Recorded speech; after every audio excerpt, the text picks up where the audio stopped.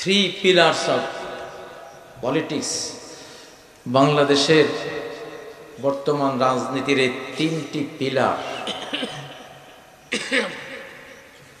বাংলা ভাষা প্রেম, বাংলাদেশ প্রেম, সর্বাধিক সবচেয়ে কঠিন আল্লাহ প্রেম। রাজি আছেন? এটা আমার ওয়াজও, এটা আমার কর্মসূচিও। আমি জানি এই তিন গুণ এবার যার মধ্যে থাকবে, আগামী রাজনীতি বাংলাদেশের তার হাতে আল্লাহ তুলে দেবেন।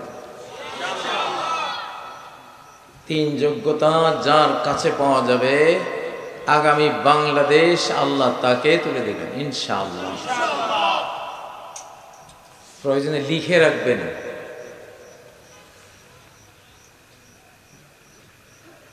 বাংলাদেশ প্রেম, বাংলা ভাষা প্রেম প্রথমে, তার চেয়ে বেশি বাংলাদেশ প্রেম, তার চেয়ে বেশি আল্লাহ প্রেম।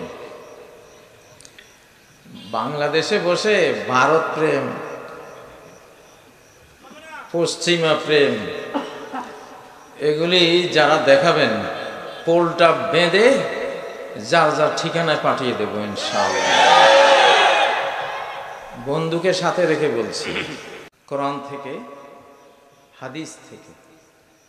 জেলখানায় যখন রাজনীতিহীন থাকা সত্ত্বেও সারা জীবন রাজনীতিহীন ছিলাম, কিন্তু আমি লা ইলাহা ইল্লাল্লাহ মুহাম্মাদুর রাসূলুল্লাহ এই কালেমার রাজনীতি করতাম, কালেমার দাওয়াত দিতাম। বাংলাদেশের গদি নিয়ে কখনো টানাহেচড়া করি নাই। শুধু বাংলাদেশের স্বাধীনতা চেয়েছিলাম, স্বাধীন, সমৃদ্ধ, নিরাপদ বাংলাদেশ চাই। 2021 সালের সেপ্টেম্বর মাস, 24 সেপ্টেম্বর খুতবা দিয়েছিলাম। নামাজ থেকে বের হয়েই মোবাইল কল পেলাম যে আপনার মামলা আছে। বুঝলাম যে শুরু হলো। আলহামদুলিল্লাহ, আমি খেয়েছি স্বাধীনতার মামলা। স্বাধীন বাংলাদেশের 2024-এর যে স্বাধীন বাংলাদেশ, এর প্রথম স্বাধীনতার রাজবন্দী কাজী ইব্রাহিম। আমি জানি আমি স্বাধীনতার খুতবা দিয়েই বন্দী হয়েছি, অন্যগুলি মিথ্যাচার। তখন আমি 3টা স্লোগান দিয়েছিলাম বন্দির রাতে, সেই 3টাই মোটামুটি বাস্তবায়ন আল্লাহ করেছেন। আমি সেজদা অবনত ছিলাম, সেজদা থেকে উঠে মোবাইল হাতে নিয়ে চিৎকার দিয়েছিলাম। আমার বন্ধু আমাকে শিখিয়েছিল, তুই এই এই এই বল।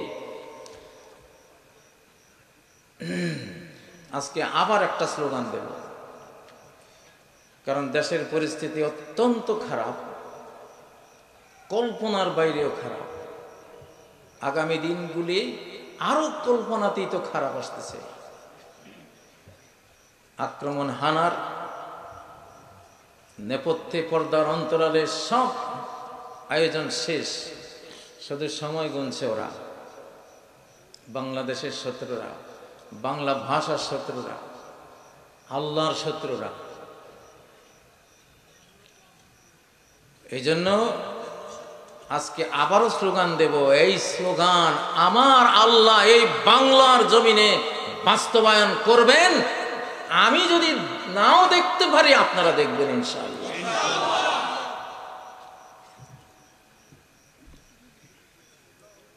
আমরা দুনিয়ার জন্য কাজ করি না, নিজের আত্মপ্রশংসার জন্য কাজ করি না, আমরা কাজ করি আমাদের মালিকের জন্য।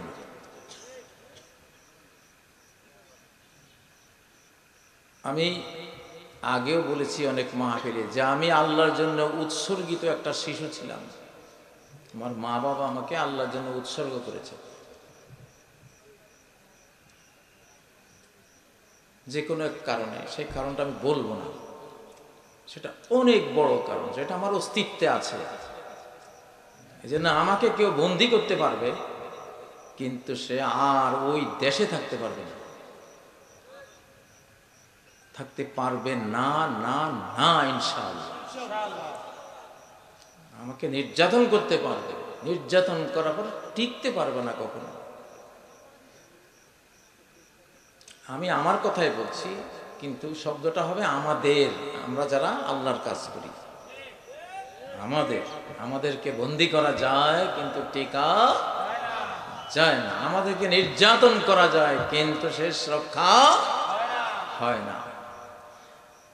তো সেদিন আমি সারা বাংলাদেশের মজলুমদের পক্ষ থেকে 3টা স্লোগান দিয়েছিলাম। 1 নম্বর, স্বাধীন বাংলাদেশ জিন্দাবাদ।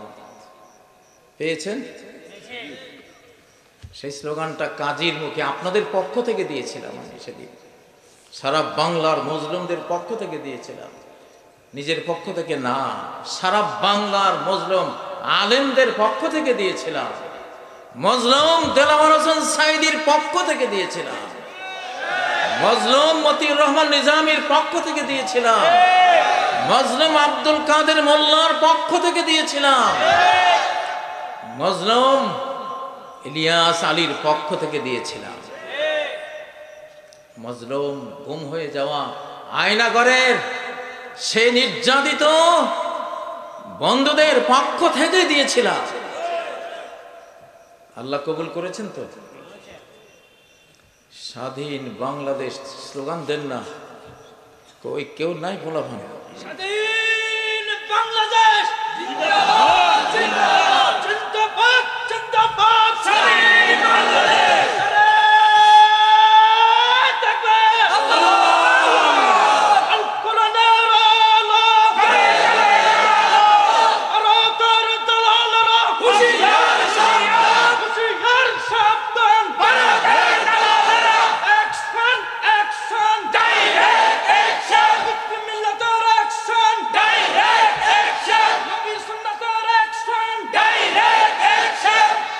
আরেকটা স্লোগান দেই আমি বলবো দুটোটা, ডাইরেক্ট অ্যাকশন, আল্লাহর অ্যাকশন। আমি মনে করি আল্লাহ তাআলা পরিপূর্ণভাবে 18 কোটির মধ্যে 17 কোটি অন্তত নির্যাতিত মজলুম জনগণের সেদিনকার স্লোগান আমার মুখ দিয়ে তিনি বের করিয়েছিলেন এবং কবুলও করেছিলেন। দ্বিতীয় স্লোগান ছিল র মুক্ত বাংলাদেশ জিন্দাবাদ জিন্দাবাদ। স্লোগানটা দাও। র মুক্ত বাংলাদেশ জিন্দাবাদ জিন্দাবাদ, নকশাল মুক্ত বাংলাদেশ জিন্দাবাদ জিন্দাবাদ, ইহুদি মুক্ত বাংলাদেশ জিন্দাবাদ জিন্দাবাদ, জিন্দাবাদ জিন্দাবাদ, ইহুদি মুক্ত বাংলাদেশ। নারে তাকবীর, আল্লাহু আকবার, বিপ্লব বিপ্লব, ইসলামী বিপ্লব, জিহাদ জিহাদ জিহাদ চাই, জিহাদ করে মরতে চাই, এই জিহাদে জিতবে কারা? নবী আমাদের শিখিয়ে গেছেন জিহাদ। শান্তি শান্তি শান্তি চাই, হামলা করলে উপায় নাই।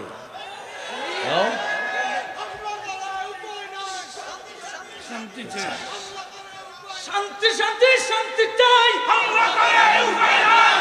শান্তি শান্তি শান্তি চাই, হামলা করে উপায় নাই। নবী আমাদের শিখিয়ে গেছেন। আচ্ছা, 3 নম্বর স্লোগান ছিল হিন্দুস্তানির রাজাকার, ধর ধর মার মার। কবুল হয়েছে কিনা? কবুল হয়েছে? ধরা খেয়েছে? কার ধরা?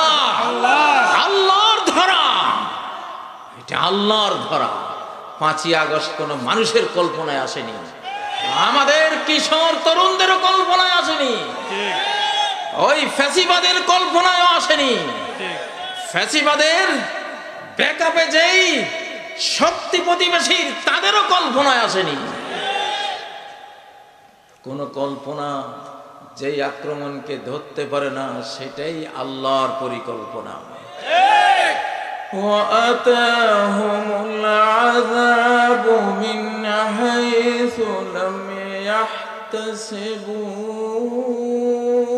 শাস্তি তাদের কাছে নিপতিত হয়েছে, এসে পড়েছে এমন ভাবে, এমন পন্থা দিয়ে, এমন প্রক্রিয়া যে তারা কল্পনাও করতে পারেনি। ঠিক নয় কি?